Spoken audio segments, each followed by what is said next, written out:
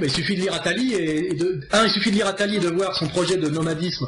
Quand on parle de capital apatride, on peut aussi parler de capital nomade, et on peut parler d'idéologie nomade généralisée, puisque le travailleur doit se déplacer en fonction des besoins du marché. Ce qui est d'ailleurs délirant d'un point de vue économique si on va jusqu'au bout, parce que ça marche pour les gens de 20-30 ans. On leur dit, bon bah tu vas aller à Hong Kong, et alors ils sont célibataires, ils sont pas mariés, ils sont très contents parce que c'est le début de la vie active, je voyage, c'est génial.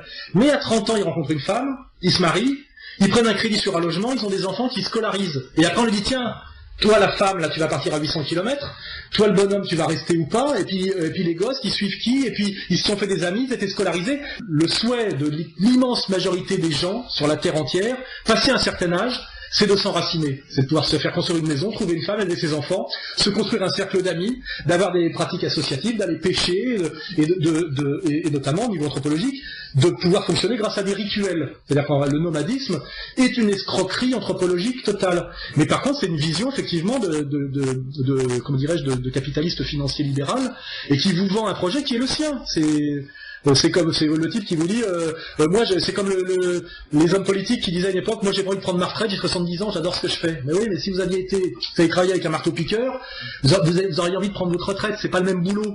Ou les femmes et les émancipées bourgeoises féministes qui disent, moi je me suis battue pour accéder au travail, et elle tient une librairie salon de thé. Mais si elle était caissière chez Champion, elle aimerait peut-être échapper au travail, parce que ça consiste, c'est pas le même travail.